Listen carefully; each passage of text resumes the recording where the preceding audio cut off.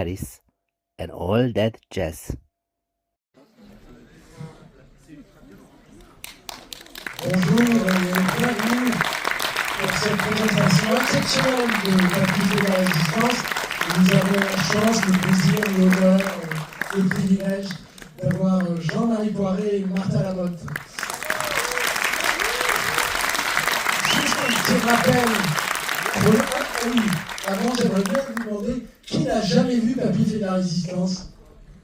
Dénoncez-les. Ah oui, pas tant que ça quand même. Moche. Ça va.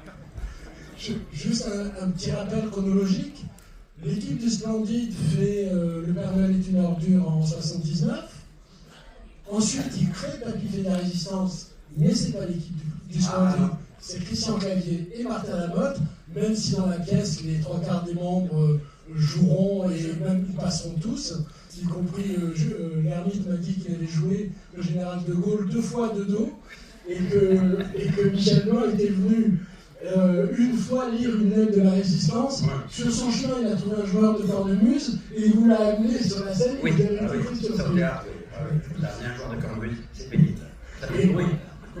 Vous, Jean-Marie, en 82, vous faites le film du Père Noël, et sur le tournage, vous parlez déjà du film de Papy fait de la Résistance qui sortira en 83. Voilà, petit rappel. Qu'est-ce qui a été le plus difficile dans le passage du théâtre au cinéma? Voilà, c'est-à-dire que Papy, c'était quand même une pièce très amusante, mais un peu frustrée. C'est-à-dire qu'on disait tout le temps, il y a 250 personnes qui descendent l'escalier, faites attention, la Gestapo arrive. Donc c'est vrai qu'au cinéma, on peut montrer les choses, et donc on a pu faire un film à grand spectacle. Voilà, je suis ravi que vous soyez là, merci. C'est un grand plaisir de revoir le film en grand. Et oui, on va voir nos erreurs. Le producteur, c'était Christian Fachner, qui, comme dit Christian Clavier, il dit au moins, lui, quand il n'est pas gêné par la comédie, il met les moyens. Et le slogan du film, d'ailleurs, c'était le film qui a coûté plus cher que le débarquement. Oui, on nous l'a reproché, les gens ont dit que c'était vrai. Quelqu'un qui a dit, on ne sait pas comment on peut chiffrer le film, mais comment fait-on pour chiffrer le débarquement? Oui, qu'est-ce qui était le plus difficile dans le je sais pas, le montage du film, puisque l'idée de Fachner, c'était de dire il faut, sinon une star, en tout cas, un acteur connu dans chaque rôle. Oui, oui. C'était un double cast, c'est-à-dire que c'est un truc qu'on fait quand, comme par exemple, Paris Brutile ou Le Jean le plus long. Oui. Et c'était ça la chose la plus difficile, c'est que j'avais des acteurs merveilleux, mais pas forcément au même moment. Donc, certains, ils avaient juste un petit rôle, ils disaient que je peux venir mardi, et la personne en face disait moi je peux venir que jeudi. Donc j'étais obligé de jongler un peu avec les cadres, avec tout ça, ce qui fait qu'à la fin de Papy fait la Résistance, j'ai été un bien meilleur metteur en scène qu'avant. J'ai déjà un bon metteur en scène de Flagella. Martha, en quoi vous vous complétiez avec Christian sur l'écriture? En bêtise. En bêtise, on se complétait très bien parce qu'on aimait le ridicule, on aimait la dérision et on s'est régalé. Il dit que vous êtes passionné d'histoire comme lui. De la grande histoire en tout cas. De l'histoire vue par une lorgnette un peu déformée. Par inspiration. D'où est venu, puisque beaucoup de gens ont vu le film, on ne va pas le spoiler, mais enfin, d'où est venue l'idée des dossiers de l'écran à la fin qui est absolument magnifique quand même? Alors ça, c'est une idée qu'on a eue tous les deux avec Christian. En fait, on a écrit le scénario du film. Et puis, mais à l'origine, c'était la pièce. Pardon, je vais vous dire la pièce. La pièce, on a écrit une pièce qui était une folie. Bon, les mecs se battaient à l'épée et tout ça. Et puis on s'est dit, bon ben voilà, on met fin. Mais on ne va pas pouvoir jouer ça quand même, parce que les gens ont gueulé, c'est nul. Et on est resté comme ça pendant un mois ou deux. Et puis tout d'un coup, on nous a dit, ça y est, il y a un théâtre qui dit, vous pouvez jouer demain. Et avec Christian, c'est il faut qu'on écrive la fin. Il faut qu'on écrive la fin. Et je ne sais pas comment on a pensé au dossier d'écran. C'était une idée absolument géniale, parce que elle sauvait, ça commençait par, on vient de voir avec un câblant, donc ça permettait d'aller assez loin. Et d'ailleurs, Christian Fechner m'avait demandé de couper le débat dans le film, et j'ai absolument refusé. Oui, Oui, mais le combat d'épée à la fin, c'est pas possible. Il est magnifique. J'ai dit, il est magnifique. Enfin, c'est terminé là-dessus. Oui. Quand même, j'ai vu une abeille. Une belle abeille, mais. Donc c'était bien, évidemment, d'enchaîner avec. Et il y a même le vrai présentateur des dossiers d'écran, Oui, là. Alain Jérôme, qui joue son propre. Avec une certaine gêne. Il a du mal. C'est parce qu'après, ça rendait un peu moins crédible s'il passait l'armée des ombres et qu'il Il a s'est été rendu compte, pendant le tournage, il s'est rendu compte qu'il a dit peut-être que ça va décrédibiliser. Il disait son personnage. Et dans la première scène qu'on a fait, avec Christian, on a un peu débordé et on a jeté Junio sur le bureau. Et là, il était atterré. Là, il ne savait pas. On a dit non. Bon, ça, on a glissé. C'est pas ça, on va pas tourner ça. Il a eu peur. Et dès le début, tu savais que tu avais. Enfin, le double rôle, vous l'avez écrit pour toi. Ah oui, je me suis écrit un double rôle. Mais j'aime bien ça. Je devrais demander double comme prix, mais ils n'ont pas accepté. Non, ils n'ont pas accepté. Et qu'est-ce qui était le plus plaisant à jouer, lequel des deux? Ah, les deux. Les deux, parce que c'est. Ils sont déjà tellement différents l'un de l'autre. Et ils sont pas. Et c'est dans le grotesque, et tous les deux, ils sont bien déjà. Ils sont forts. Bien sûr, la scène cultissime, c'est Jacques Villeray chantant Non, je t'ai pas oublié. Je n'ai pas changé. Je n'ai pas changé, je n'ai pas changé. L'idée est venue de Christian Fechner, je crois. Non, de Pan de Villeray, oui. Oui, ah oui. C'était dans la pièce, c'était vraiment Géraud qui chantait. Et là, c'était lui. Et Jacques, quand même, était un génie parce que, en arrivant le matin du tournage, il m'a dit je vais te proposer une démarche, tu me diras s'il te plaît. Alors j'ai regardé sa démarche. Donc j'ai rajouté 3 plans dans la démarche. Parce que bon, vous avez la démarche. La première fois qu'il l'a fait, on ne savait pas qu'il allait faire cette démarche. Il était vraiment tombé de la voiture, il marchait. Donc tout le monde hurlait derrière, il fallait tout refaire.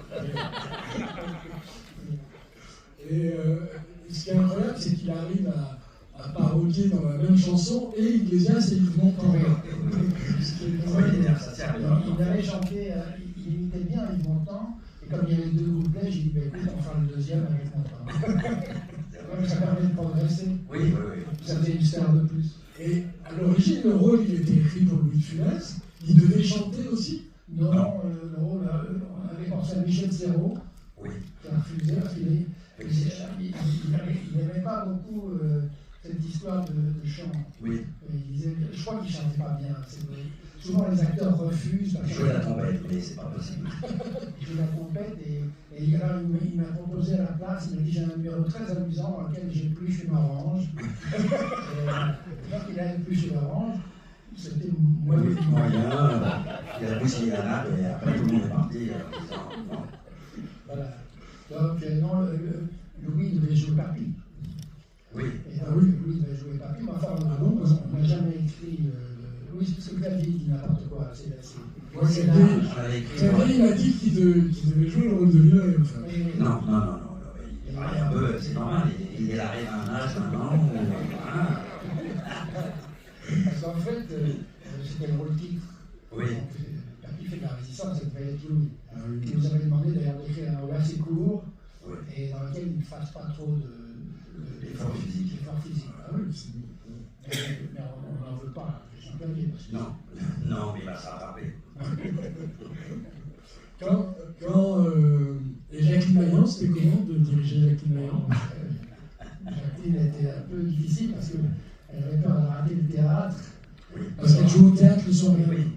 Alors un jour, elle m'a dit il faut que j'arrête parce que je lui ai dit non, vous avez à 5 heures, vous partez à 5 heures. Oui, mais il est 5 heures moins 5, je dis on a encore le temps de faire une prise. Alors, on a fait la prise, elle conduisait une voiture de collection et elle est partie au théâtre à Paris en piquant la voiture et en gardant son costume. Elle s'est pas arrêtée, je me suis dit elle va s'arrêter au maquillage, pas du tout, elle a continué jusqu'à Paris.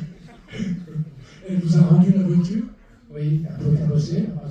Et tu te souviens qu'elle ne voulait pas bouger beaucoup. Ça m'ennuyait de bouger beaucoup. Et il y avait une scène où Christian arrivait, il disait vite, il faut se cacher et tout. Et elle ne bougeait pas. Ils étaient poursuivis par la police, je ne sais pas quoi. Et donc Christian a eu l'idée, il a dit bon, je vais faire autre. Et c'est lui, Christian, qui sautillait autour d'elle. Et ça passait bien. Oui, parce qu'on va dire, à un moment donné, je lui tire là par la manche.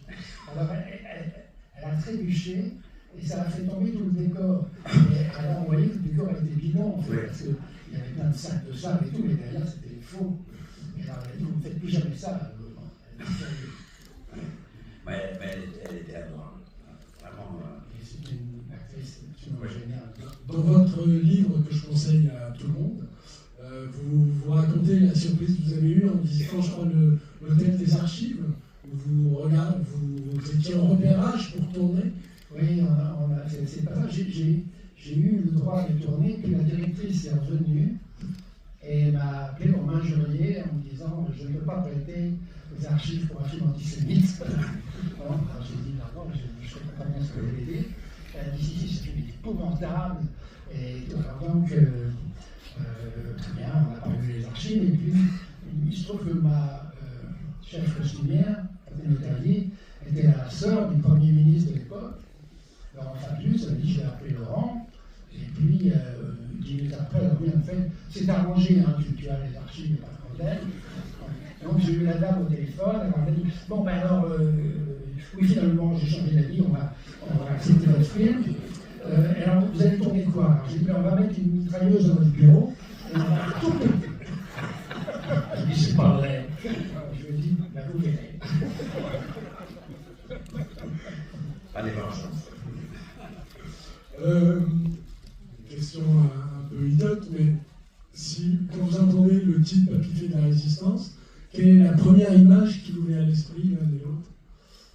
On est devenu des papilles. Oui, déjà. On résiste aussi. Et on résiste. Alors, non, mais la première image, c'est la joie qu'on a eu à faire ce film, parce qu'on a beaucoup travaillé, mais on a beaucoup rigolé. Mais bien encadré, C'était un film vraiment extraordinaire à tourner. Parce que d'avoir autant d'acteurs magnifiques, c'est un privilège fantastique. Oui, même s'il y en a qui, on les voit. Je crois que le plan le plus court, c'est celui de Giraudot. C'est Giraudot. Je n'avais juste une phrase. Et alors, c'était compliqué parce que j'ai été la tourner sur son tournage. On avait le camion, il tournait un autre film, on est arrivé sur son tournage avec le camion pour être figurant, et Xavier. Il s'est changé en 3 minutes, il a dit sa phrase, il est reparti, on est reparti avec notre camion. Et Jean Carmé aussi, oui, c'est assez court. Alors que c'était un souvenir magique. Et il y a tous les gens du Splendide qui sont dedans. Donc, bien sûr, il y a Junio qui joue Ramirez. Et ça, pareil, le personnage de Ramirez, il était écrit pour Junio. Ah bah dans la pièce, il était déjà, oui. Oui, bien sûr. Mais quand vous avez écrit la pièce, vous avez pensé à lui tout de suite pour jouer ça. Pour faire un salaud. Mais un salaud de comédie. Il le fait tellement bien. Un méchant de comédie qu'on ne pouvait pas trouver quelqu'un d'autre. On a retrouvé des vrais salauds et c'est pas bon. Et je me souviens, parce qu'on n'avait pas le temps de rire pendant le tournage, parce qu'il fallait aller vite. Mais, je disais, à la cantine, à midi, là, moi je me souviens quand même de Michel Galabru debout sur la table chantant une chanson d'époque. Et aussi des choses quand même très étonnantes qui arrivent dans les films. C'est-à-dire que vous avez une figuration avec des soldats allemands, des officiers, des super-officiers à table. Les soldats mangeaient entre eux. Quand ils voulaient aller manger à la table des officiers qui étaient français, ils disaient non, tu n'es pas officier. Les figurants. Oui. Ah, là, c'est formidable ça. Il y a Michel Blanc aussi qui joue. Alors Michel, il joue un curé résistant et Josiane, elle est une pharmacienne collabo. Oui. Ça correspond un peu à ça. On va peut-être vous laisser regarder. On va vous laisser regarder le film parce que sinon c'est tard. Et on vous souhaite une bonne projection et merci d'être là. Merci. Merci à vous d'être venus. Merci beaucoup. Merci de votre projection.